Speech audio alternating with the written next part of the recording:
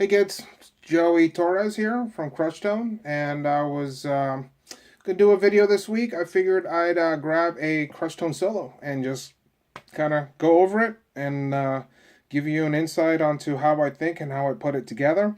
And not because I'm some incredible shredder or incredible guitar player, but just because I enjoy what I do, and I figured maybe some of you would like to enjoy seeing me how I put stuff together.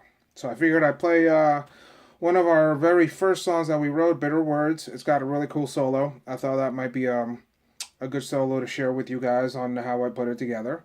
So I'll play it, and then I'll go over a couple of key points on it, on what I was thinking and how I put it together. And for whatever it's worth, maybe you guys will get something out of it and apply it to your own stuff. So the solo goes something like this.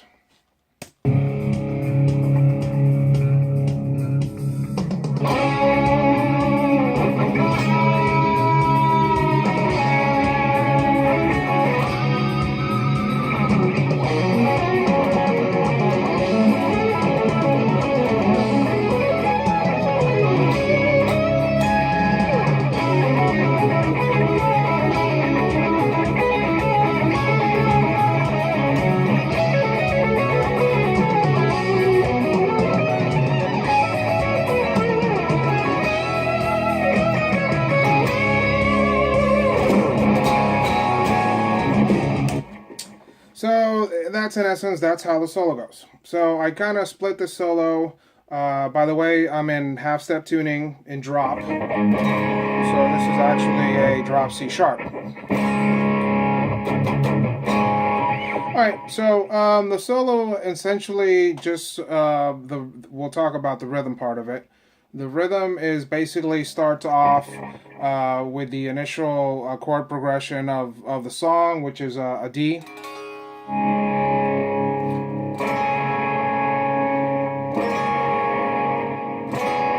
This is all over just the bass line that's doing the so the bass line's doing all that. So the solo is mostly D minor, and I'm talking in terms of tuning, not an actual 440 key.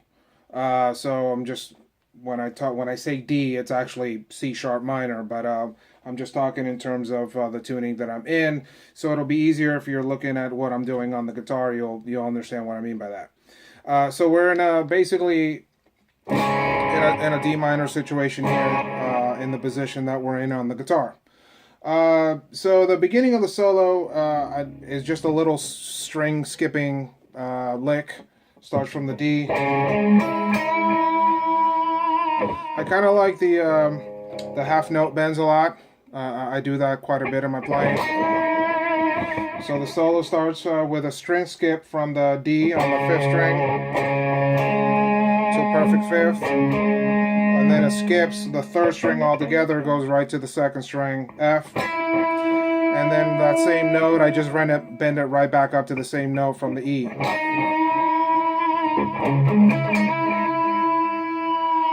And then I slowly release it.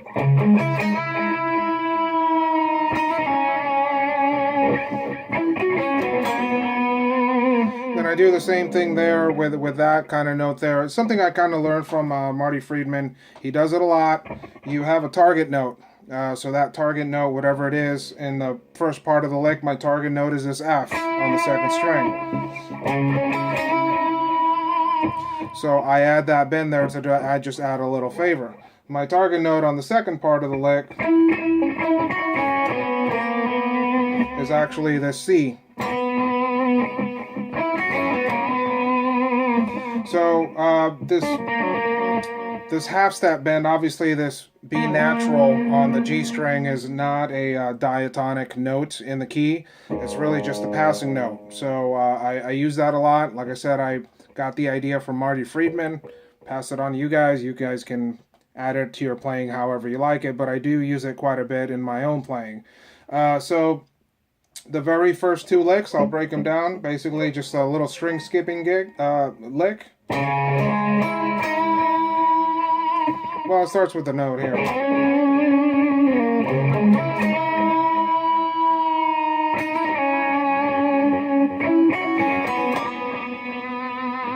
And then a little pinch harmonic there to give it some little juice.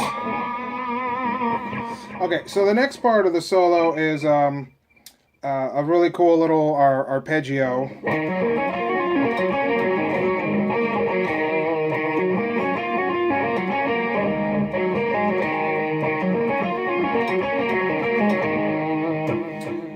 And the chord changes go from the D minor, it goes to the C, to a B flat, to an F, back to a D. So how all that progresses, I don't like to play normal power chords where I just go.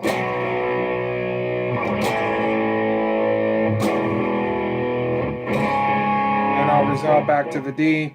What I like to do, I like to do open chords. And I'll add the ninth of the chord on the top. And then the B flat, you know, I just do an open B flat with the open tunings, which is basically just a B flat, open D, open G to the D.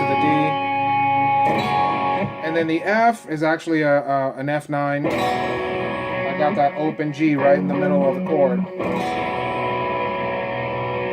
And of course I'm in drop, so that's why I'm playing the root note here on the 3rd fret. I don't know if you can see that. But that's kind of how I play that chord. C, B flat, to the F, to the D. So that's how I do that. So this ascending part here in the solo,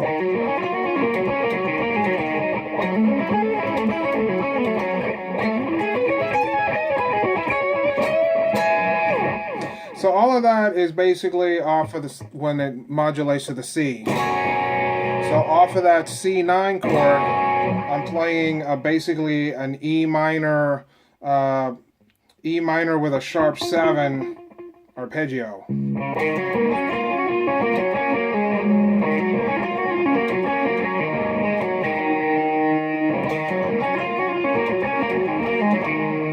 The reason that works is because I'm basically just playing all of the extensions off of the C chord.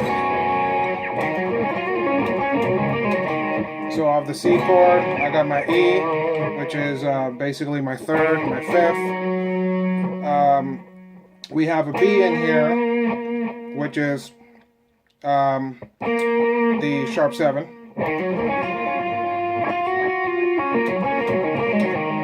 This F sharp is a passing tone. And then it goes to the B flat. And then off of the B flat, I'm actually playing the exact same arpeggio over a G minor chord. And again, basically I'm just going off of, I'm using the extensions of say like a G minor 7 chord, except the root is basically a B flat. And that works off of that progression there. And then it goes to the F. And over the F, I'm playing something kind of weird, which is basically a B flat major 7 arpeggio.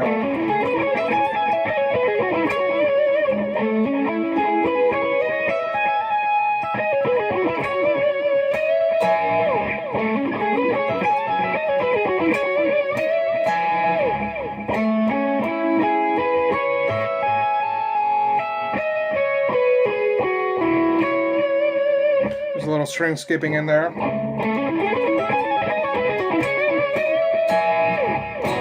And by the time I get to, I'm back to the D minor. So the chord progression, C minor, or a C9, to the B flat 9, to the F9, back to the D minor, and basically over that.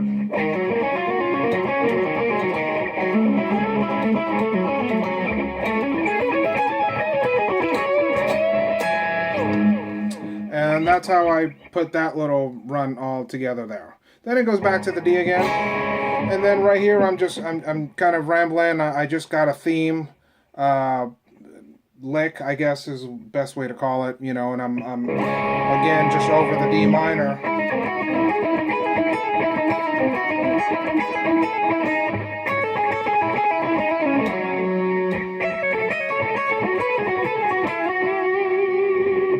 And then by the time I get here to this G chord is where it's changing back again to the C, to the B flat, to the F, back to the D. So my target note there is the G once it changes. And then I add a little diminished run.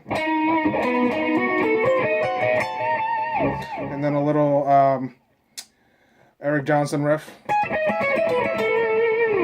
And then I finish back off in just a standard D minor blues box kind of lick. And then there's my half step bend again.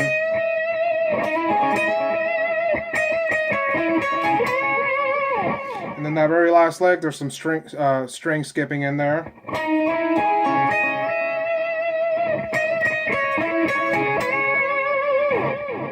And that's pretty much the whole riff. So I'm not really good probably at explaining all the, you know, techniques or whatnot, but you know, you can probably slow it down and go back and view it again, and you can probably get a pretty good idea as to how all of that got put together. I just grabbed a couple of ideas and I went with it and I put it all together, and hopefully you guys get something out of that, and if not, just I'm pretty sure you can find something in there you can use in your playing either way. So good luck with that. Hopefully have the CD out pretty soon. You guys can check it out and have some good jamming. And I'll catch you guys on the next video. Peace.